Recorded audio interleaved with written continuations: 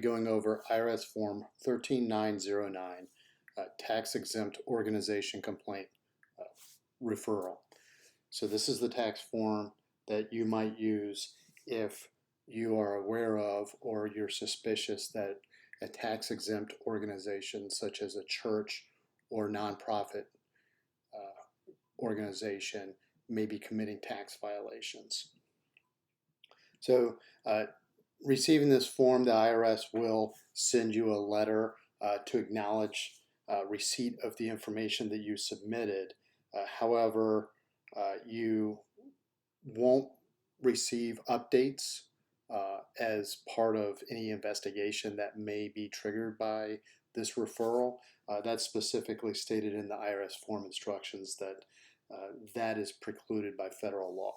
However, if you do at a later date choose to submit additional information, or if you find out more information, then you can attach a copy of the form that you originally signed plus a new version with additional information, and then send it to the IRS.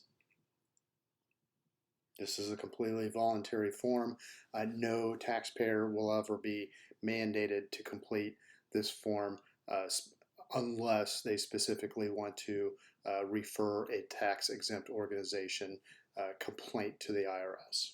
So this form is pretty straightforward. It's one page. We'll go through it briefly, and then on the back are step-by-step instructions. So simply we're going to go through this. It's pretty straightforward. So let's start at the top, and we'll just say the name of the referred organization.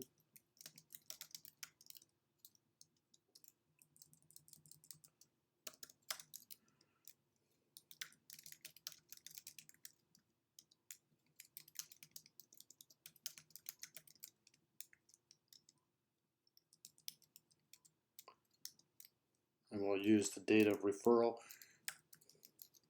We'll just call it May 1st, 2023. Under the under line 2 would be the employer's employer identification number for the tax exempt organization. If you're not able to find the EIN, then you can use a state nonprofit corporation registration number if you have access to that. So we'll just pretend that we know what this church's 9-digit employer identification number is, and we'll move on. So there are certain items that may constitute a violation of tax law. So, briefly going through, directors and officers using income or assets of the tax exempt organization for personal gain.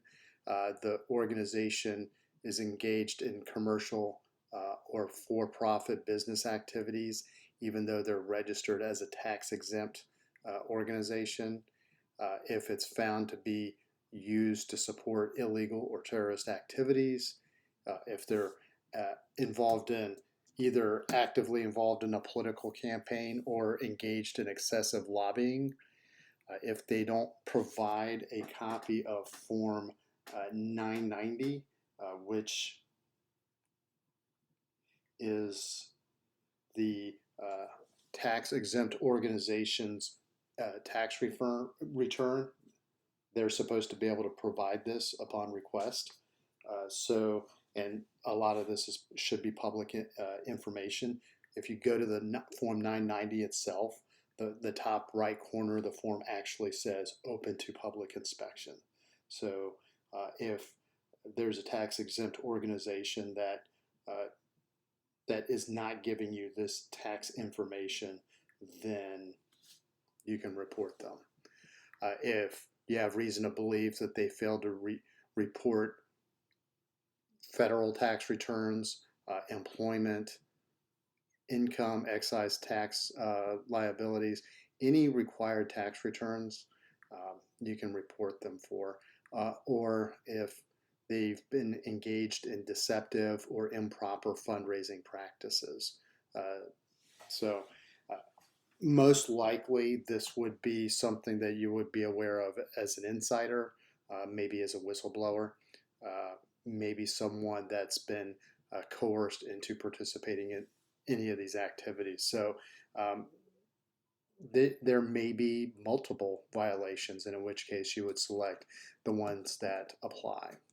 So we'll just go, for simplicity's sake, we'll just say that we have reason to believe that one of the officers in this church is using assets for personal gain, right?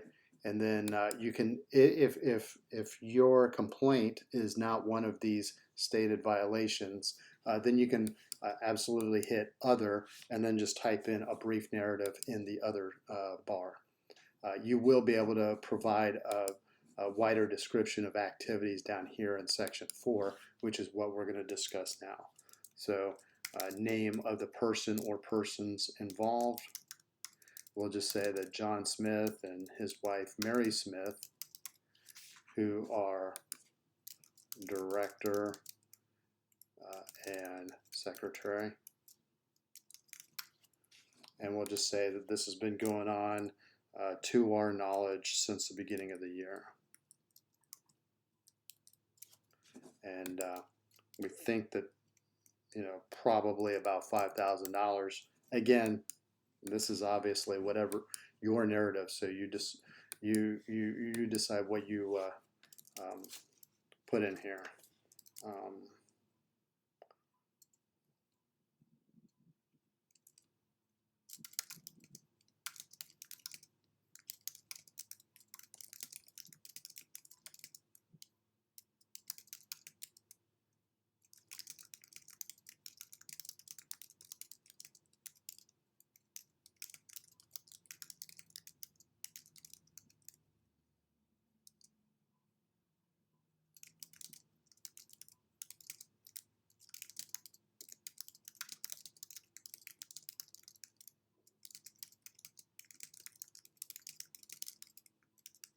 Okay.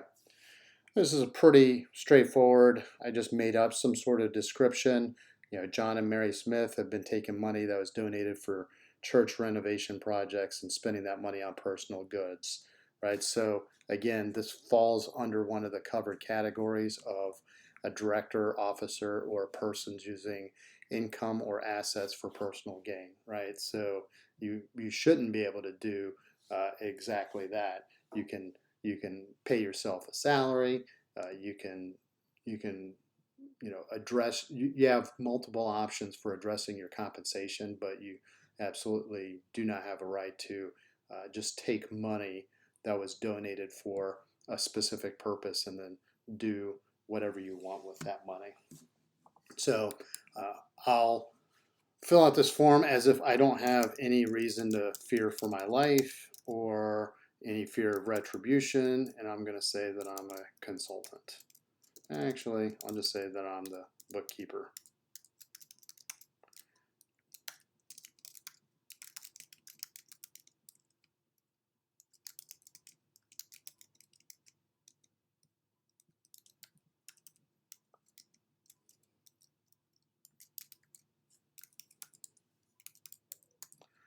All right, so you can complete your information basically as I just did.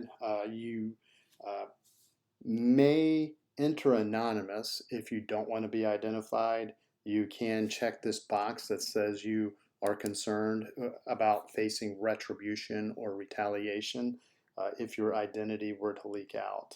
So um, if you just want to make an anonymous complaint, that's perfectly fine. You can write that in there. You simply won't receive an acknowledgement letter if you don't put your own address. And then, you step 6 really is not a step at all. You're going to submit your completed form as well as any supporting documentation that might help you further describe these illicit activities, and you're going to mail them to the IRS office listed here. So that's IRS EO classification, mail code 4910 DAL, 1100 Commerce Street, Dallas, Texas 75242-1198.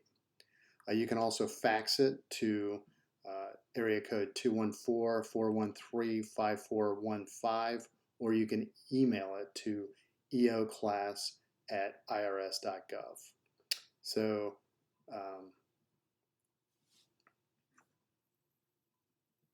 again, if you have any other concerns, you may also be entitled to a whistleblower's award, and if that's the case, you should refer to the instructions for IRS Form 211, which is the application for award for original information, to see what the eligibility requirements are. You can also watch the video that we presented and read our article that you can find on our website. We'll put links in the comments section of this video so that you can access everything we just discussed. If you want to read more about this form, specifically how to complete it and other questions, you can go to our website, teachmepersonalfinance.com, type in IRS Form 13909, and our article should appear. If you like our articles, please subscribe to our newsletter. If you like our YouTube videos, please subscribe to our YouTube channel. And as always, if you have any questions, comments, or concerns, please let us know in the comments section, or you can send me an email directly. Thank you very much and have a great day.